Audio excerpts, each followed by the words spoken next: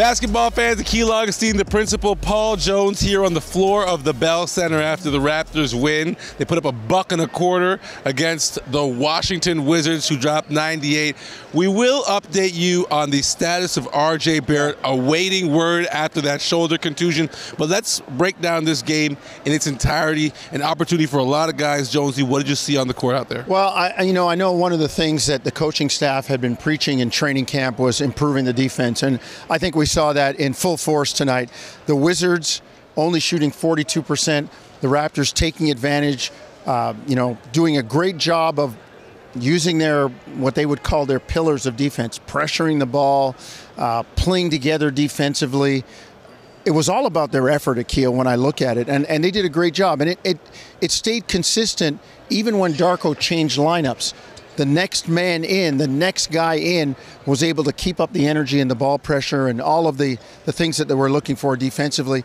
And hence you have a 27-point win where Washington only shoots 42%. Now, Toronto did a good job on their end too, as we look at the offense, moving the ball, kind of getting the right shots at the right time. They shoot 55%. So those were the things that really jumped out at me. And again, the energy with which every single guy played with him on the Toronto team. All right, that's our breakdown. Now it's time for the coach's breakdown. Let's check in with Darko postgame.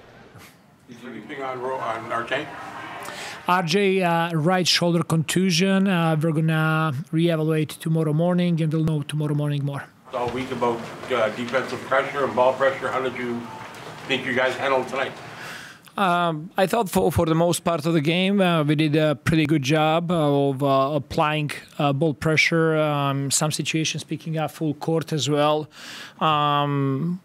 We need to understand how to do it, what is the purpose of doing it. So there is more work ahead of us, regarding all of that. I thought that was good to go out there and play official game. And as I said before the game, that it's going to be a lot of fun. It was a lot of fun playing in front of fans over here. So I thought it was a good game for us. Everything starts with ball pressure and how you guard their point guards. There were situations that we were able to get their point guards out of the set, and they were not able to organize their offense. I was pleased the way we were guarded. The only moment when we got away a little bit from the identity that we want to have was in that third quarter, but we were able after timeout to get back to that identity and to finish the game strong. So, Jonesy, we now finally have some tape on this collection of players the Raptors have brought into camp. And closing time was a collection of players we hadn't seen. What jumped out at you from this group? Well, again, I default to the effort. And when you're trying to set a culture and plan a rebuild and put the foundation down for a rebuild, the foundation has to be all-out effort. And that's what I saw. And I saw it from the first guy in the game to the last guy in the game. So that's something I'm sure that they will look at, and they will fine-tune things around that. To continue to play hard, but fine-tune some of the stuff defensively, the rebounding, the communication. I know they want to be in gaps and show bodies. Those are things that I'm sure Darko and the coaching staff will continue to work on. Bienvenue, and nice. That's it.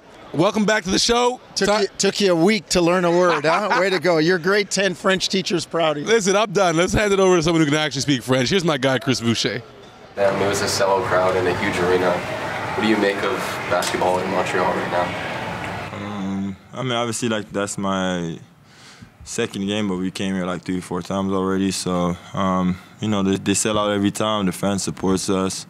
They embrace us when we're in town, and you can feel the love, obviously, and it's hard for me to not give it back when they support me all the way. So I'm glad that we had the win. I'm glad that we played well into our standards and that we were able to give them a good show.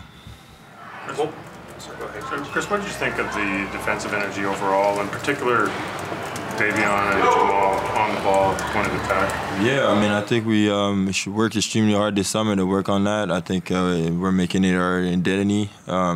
all of us is, Jamal, great defensive player, Davion too, and I see them talk a lot of the time, so definitely they're picking each other's brain, but I think all around the team, we always try to help each other out, and since we've been doing this since the summer, you can see that, we're getting there faster than we should. How does that change your role if you're in that safety spot or even at the 3 spot when the ball pressure is that high on the ball? How does that change what you're doing or what you're looking for? Well, I think this year what's helping me out is being able to know when to help, not to help. I think that was one of my biggest issues before. But also when you work on it all summer, you kind of know who you're playing with and who is the one that's supposed to help and not. If I play with a guy like Jakob, I know he's going to go. I don't have to help that much. But if it's Kelly, he might want to stay home, and then that's me to go. So, like I said, we spend a lot of time together. We got a lot of different ways of playing, and I think that the more we play together, the better we'll get, especially defensively. Chris has got to be happy to be home. Definitely a lot of energy in the building. We saw him speak to the community here, his community, prior to the game. Talk about Chris. This is an interesting year for this young man, a veteran on this squad, still looking to establish his name. As it's a contract year for him as well. Right. Talk about Chris's role and how he played. Well, his role will always be the energy guy. Come into the game, rebound, offensive rebound, kind of keep the ball alive, shot blocking, defensive end. So those are things that I think you're going to see consistently from Chris. But after last year where he kind of fell out of favor and fell out of the rotation, there was a lot of communication with Darko this summer. And he talked about it early on in training camp. And I think that's something for people to focus on when you're watching Chris. Just his communication with Darko and him staying in role and doing what Darko needs him to do for this team so he can stay on the floor. It's when you wander and you start to get off the beaten path and start to kind of play away from your game that the coach will rein you in. So I think their communication was important this summer, and I think you're going to see Chris really try to stay in role so he can be on the floor and help the team. And now I hand you off to Jamal Shead, who had a big game for the Toronto Raptors tonight, and he spoke with the media. How much did you make a point of doing that when you got on the floor tonight? Yeah, that was one of the main reasons they drafted me, and it was being preached all training camp since we got together in Spain. He just told us to just play as hard as we can, ball pressure, and, just try to give 100% every play. So I tried to do that. I think you had 4 or 5 assists and maybe just the 1 turnover. Did you feel a little more comfortable than you expected running the team offensively? It's a little different when Davion Mitchell's not guarding you or DJ Carden. So, I felt a lot more comfortable, and, those guys give me a lot of confidence. Our bench was really good today. So I think it wasn't easier, but it was just a lot more, comfortable. A lot of guys on the team, you, Davion, DJ, as you mentioned, good point of attack defenders. Grady is a guy who got drafted more for the offensive side of the floor, but you see Garrett, yourself, Darko always talking to him about pickup points and stuff like that. What did you make of his job defending the point of attack in this game? I think Grady is taking on a really big role and really taking it upon himself to, try to make that a point of emphasis for himself. Especially since you're playing with guys like us 3, it becomes contagious, and I think he did a really good job tonight. Is there a defensive type of play that you enjoy making the most? Whether it's like a steal or a shot clock or any type of play that stands out for you? When I can get the other team to foul me and get an offensive foul, I think that really gets the crowd and my teammates going. All right, so the point guard spot, paramount for any team, and the Toronto Raptors. Okay, I'm going to say it. My hopes for Jamal Shead are a Fred VanVleet style come up, and I see a little bit of that in there. Justify my statement or ridicule it, Jonesy? No, I'm buying it, Akil. Okay. He is a gamer. When you look at Jamal Shead, he plays hard. All you have to do is look at his college career and how he played in Houston. And what happened when he went down in the tournament, his team just could not replace him. That's the kind of energy he brings. That's the kind of player he is. So, when you think about the point guard spot with Quickly, Davion Mitchell, and Jamal Shead,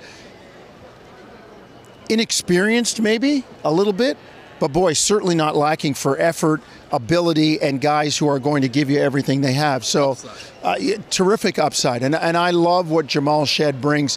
He's one of those guys that you would consider the ultimate team guy. So that's something for the fan base to really kind of jump on this year when you watch Jamal Shead. All right, the fan base waits with bated breath for the 11th. The Toronto Raptors take on the Washington Wizards yet again. This one's on TSN, 7 p.m. tip-off. That does it for Montreal. Shouts out to all the French Canadians who came out to support our team, and that does it from here. We'll see you guys back in Toronto next week.